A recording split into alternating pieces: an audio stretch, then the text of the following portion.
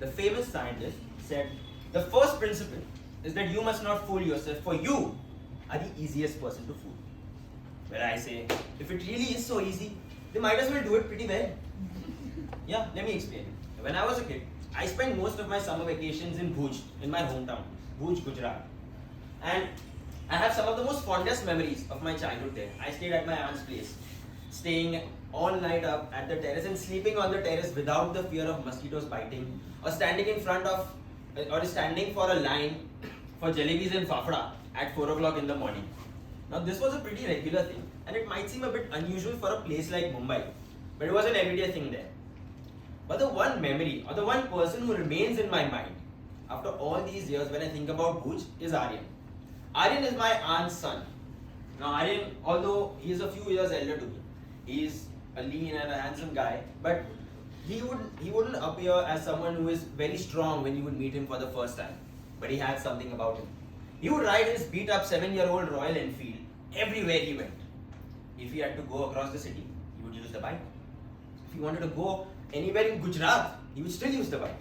If he had to pick 5 people up, he would still use the bike. There was a weird thing about him, I don't know. And everywhere he went, he always took me with him. So I remember, one time we went and we crossed and before we were about to leave, his mom scolded him that how many times are you going to take this bike across Gujarat? Either you or the bike is going to stop. We don't know what will happen because the bike can't take any more load. And he very patiently said, no, it will. I sat behind him and we went. And we reached very safely. So at the end, I asked him, man, how are you riding this bike so easily? Even I can see it's beat up. At one point it's going to go away. He said, no, it will not. I asked him, how do you know that? He said, as a kid, his father convinced him that he doesn't have one son, he has 2 sons. One is his bike and one is him. and none of his sons ever give up or ever stop. He said, because he so strongly believed in this story. He believed so strongly in this story that his dad told him. He is so sure that the bike will never stop. And then it dawned on me. He is actually right. And the story is not the reason the bike is moving well. Because he so strongly believes in that story, he unconsciously drives the bike in such a way that it doesn't get beat up. It doesn't stop. And then I realized that that is the tool. Fool yourself. We all fool ourselves all the time. We all tell ourselves all kinds of stories. I can't ask that girl out. She's out of my league. I can run that marathon without any practice. I have the genes.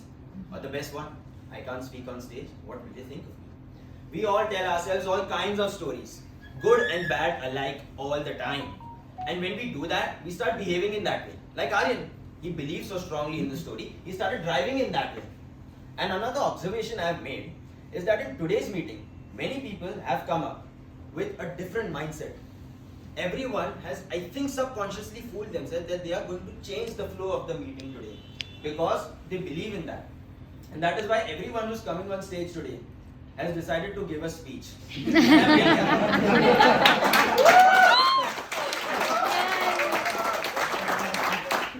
fool yourself, you don't know what might happen.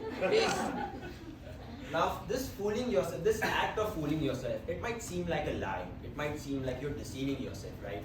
Like, the bike can't survive for more long. It is going to die, right? It's a bike after all. But it's not a lie.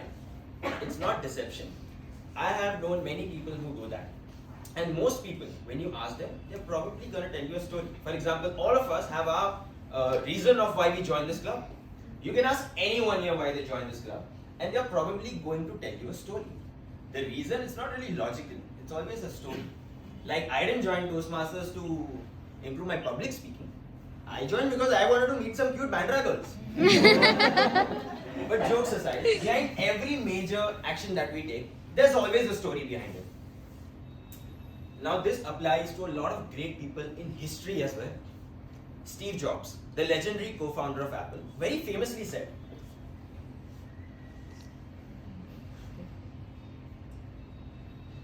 Stay hungry, stay yes, he said that. But he also said one more thing. The people who are crazy enough to think they can change the world are the ones who do. He sold himself a fairy tale. He fooled himself. And he did what he did. He changed the world. Kobe Bryant, the legendary basketball player, he said he made a deal with himself at the age of 13 that he is going to be the best basketball player in the world. And since he made that deal with himself, that was enough.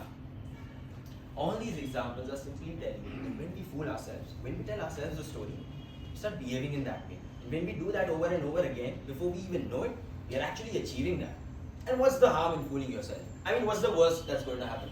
If I start thinking that I'm the best and I go ahead and give and do whatever I want, maybe I might find out that I'm not the best. But at least I know where I stand. There is no harm in fooling yourself. Now, this act of fooling yourself, it's neither a lie nor a hunch. It's a tool. A tool you can use anytime, anywhere to change your truth. So ladies and gentlemen, anytime you want to change your truth, you want to change the course of your life, fool yourself and let the magic happen. Thank you so much.